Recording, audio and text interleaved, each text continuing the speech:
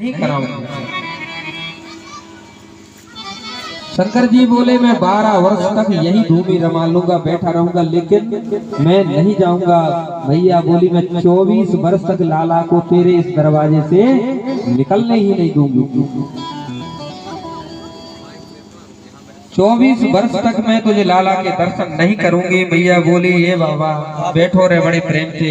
शंकर जी बोले मैं तो सोचता था योगी हटे होते हैं, लेकिन मुझे क्या पता क्षत्रिय हट योगी हट से भी बड़ी होती है,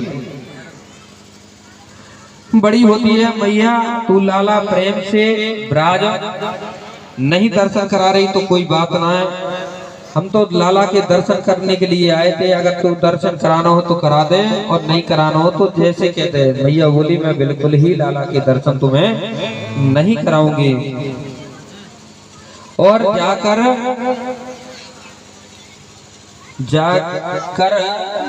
नंद बाबा के द्वार से और कुछ दूर जाकर यहाँ ब्रह्मांड घाट है और चिंतेश्वर महादेव के नाम से शंकर जी उस जगह जाकर ब्रह्मांड घाट पर गोकुल से एक दूर यमुना किनारे पड़ता है और वहां जाकर शंकर जी अपनी आसन लगाई और बैठ गए। अब जैसे ही महाराज शंकर जी गए तो लाला बड़े जोर से रोने लगे, बड़ी जोर से रोने लगे। मैया ने कहा यह क्या हुआ? सुबह से जब से रोई जा रहा। सखियों से कहा झाड़ फूक करवाई, लेकिन लाला रुके ही नहीं। एक गोपी आई, बोली मैया कोई बाबा मावा तो नहीं आया था, कोई जादू टोना कर गया हो जिससे लाला को नजर लगी हो, या कोई टोना कर गया हो जिससे लाला रो रहा हो? बोले हाँ गोपी एक बाबा तो आया था और लाला के दर्शन की हट कर रहा था। मैंने उससे मना कर दिया और सुबह से जब से वो गया है वो रोने ही लगा है। मैया यशोदा ने कहा गोपी जा जल्दी जा, अभी इधर यमुना तरफ को निकल कर गया है और उसे बुलाकर ला।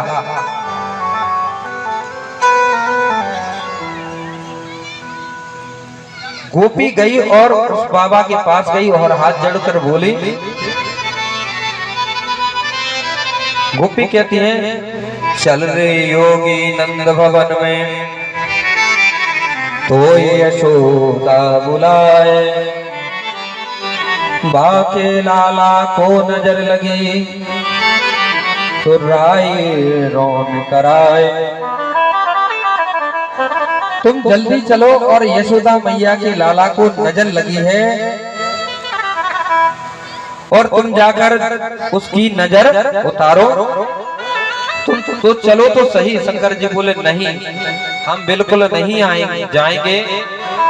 अभी गए थे और हमने कहा था कि हमें लाला के दर्शन करा दो, तो उसने स्पष्ट मना कर दिया था। गोपी बोली नहीं बाबा मैया ने मुझे भेजा है और आपको लाला के दर्शन कराऊंगी, आप चलो तो सही। और महाराज जैसे ही भोले बाबा द्वार पर आकर खड़े हुए और अलग खोल पलक और देख झलका झलक, जैसे ही जयकारा लगाया महाराज मैया की गोद में लाला बड़ी जोर से हंसने लगे और यशोदा मैया डर गई। ये भगवान कहीं ये बाबा ने पक्का जादू टोना किया है।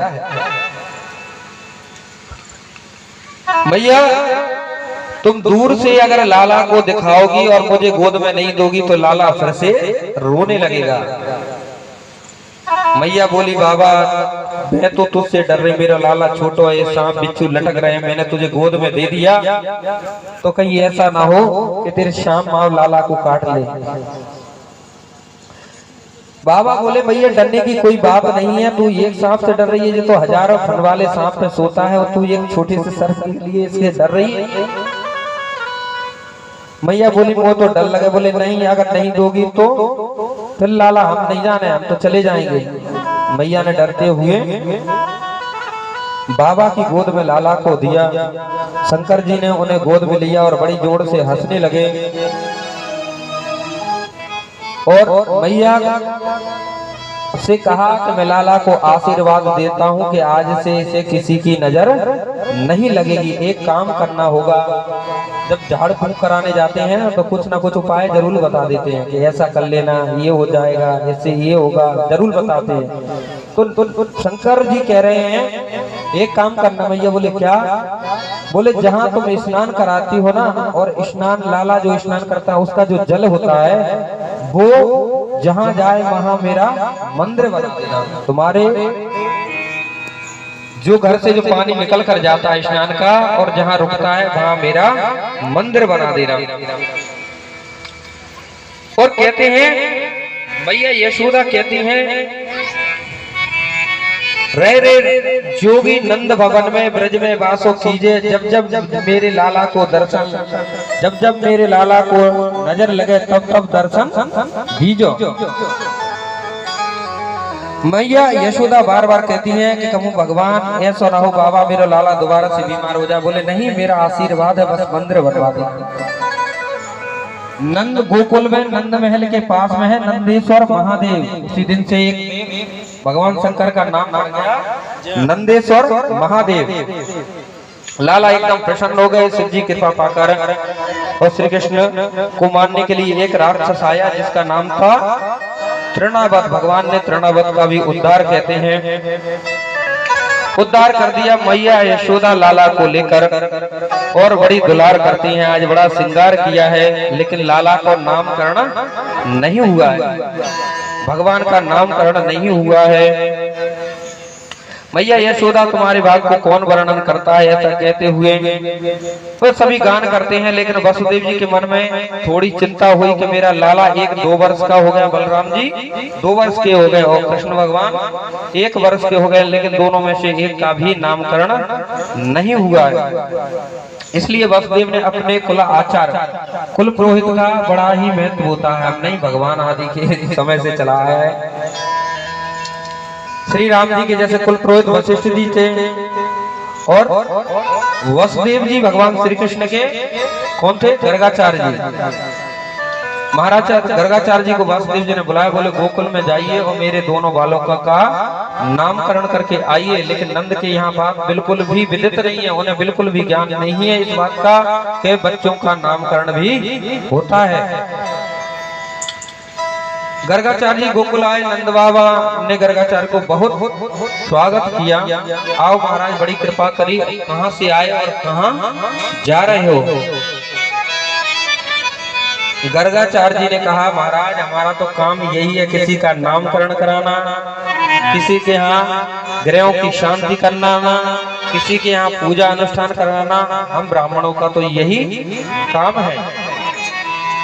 नंद बाबा को याद आया कि हमारे यहाँ 2-2 बालक हैं लेकिन किसी का नामकरण नहीं हुआ। बोले महाराज बड़ी कृपा करी जो आप पधारे,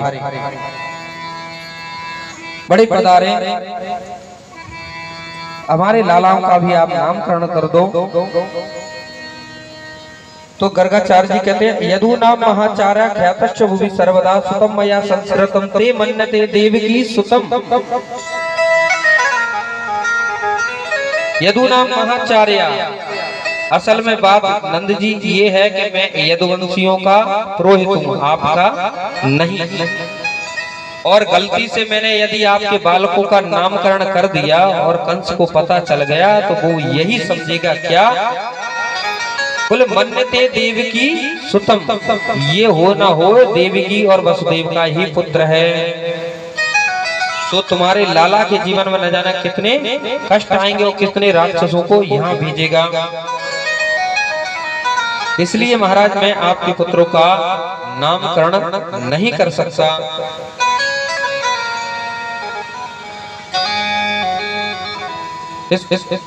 अब महाराज नंद जी ने कहा महाराज देखो कंस तो जब राक्षस भेजेगा जब कंस को पता चलेगा, जब उसे पता ही नहीं चलेगा तो राक्षस कहां से भेजेगा,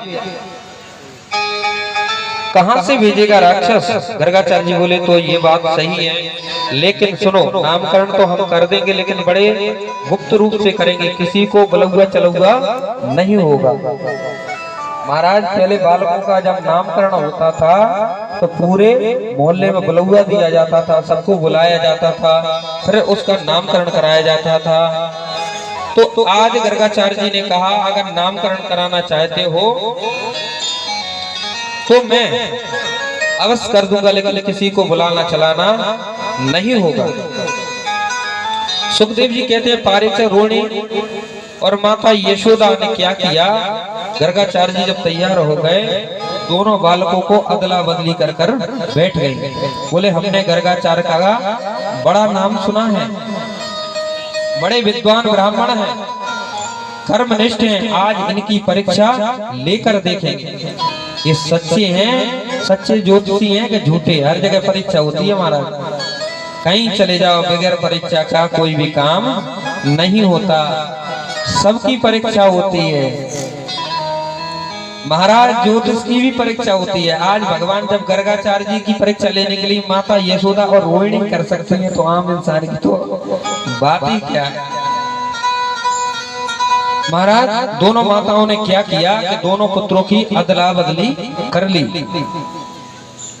माता यशोदा अपनी गोद में लेकर बैठी बलराम जी को और कन्हैया जी को लेकर बैठी माता रोहिणी। बोले आने दो, ज्योतिष आचार कैसे हैं वैसे बने फिरते हैं कि सच में कुछ है भी। दोनों ने अदला बदली कर ली और जैसे ही गर्गाचार्य आए महाराज दोनों कृष्ण भगवान को देखकर गर्गाचार्य जी की समाधि लग गई। बोले परब्रह्म परमात्मा जिसे योगी जन हजारों वर्ष तपस्या कर कर भी जिनका दर्शन नहीं कर पाते, आज मुझे उनका दर्शन सुलभ हुआ। उनका दर्शन आज मैं कितना बड़ा सौभाग्यवान हूँ कि उनका दर्शन मुझे हुआ। और महाराज समाधि लग गई।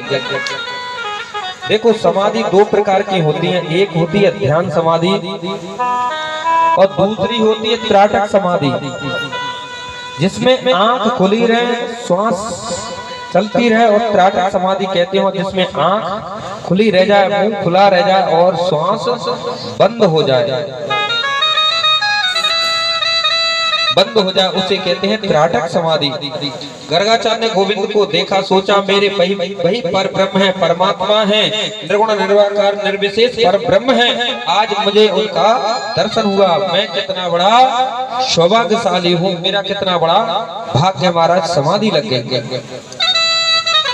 आधा घंटा हो गया, 1 घंटा हो गया, 10 मिनट हो गए, 20 मिनट हो गए, महाराज 2 घंटा पूरे हो गए, लेकिन समाधि टूटने का नाम ही नहीं ले रही है। दोनों माताओं ने देखा ये भगवान ये क्या हुआ, ये क्या हुआ, कहीं बाबा जी पधार तो नहीं गए, आए थे नामकरण करने के लिए, और ऐसा तो नहीं बाबा जी कहीं पधार गए हो।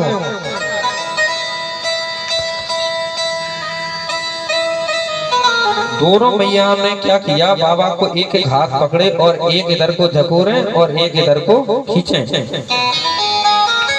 और कहती बाबा जी कहीं पधार तो नहीं गए, पधारना था तो हमारे घर क्यों आए, अपने घर ही पधार जाते, हमें और दोष लगेगा। अच्छे बाबा अच्छे ज्योतिषी को बुलाकर लाए हैं, जो आते ही पधार गए लोग कहेंगे। दोनों माताओं ने गर्गाचार्य को धनबोधना शुरू किया और समाधि टूट गई। मैया बोली बाबा ठीक तो हो। गर्गाचार्य जी बोले मुझे क्या हुआ, अरे बाबा तुम्हारा मुंह खुला रह गया था, आंखें खुली रह गई थी और तुम्हारी श्वास बंद हो गई थी, हम तो डर गई, हमने सोचा कहीं ऐसा तो नहीं कहीं बाबा पधार गए हो। गर्गाचार्य जी ने सोचा कब तक छुपाओगे, लेकिन जो है वो तो वास्तव सत्य ही है। गर्गाचार्य ने कहा मैया मैं बताऊं मुझे क्या हुआ था, आपकी गोद में जो बालक बैठा है ना वो कौन है, बोले साक्षात पर ब्रह्म है। ऐसा ही कहने वाले थे कि भगवान ने साक्षात पे ही उंगली उठा दी। बोले यहाँ अगर भगवान बता दिया तो बड़ा मुश्किल हो जाएगा। बोले क्या, बोले मैं यहाँ माखन मिश्री खाने के लिए आया हूँ, और यदि आपने मुझे भगवान बता दिया तो भगवान की कैसी पूजा होती है आप सब जानते ही हो। महाराज भगवान को एक अलमारी में बैठा दिया जाता है और ज्यादा नहीं इलायची दाने रख लिए जाते हैं, कुछ नहीं है तो संध्या सवेरे धूप बत्ती धूप दीप दिखा दिया और 4 इलायची दाने का भोग लगा दिया। अब महाराज 4 इलायची दाने का भोग लगा दिया और आरती करके फ्री। अब हम तो खा रहे हैं सुंदर सुंदर पदार्थ, लेकिन उन्हें 4 इलायची दाने का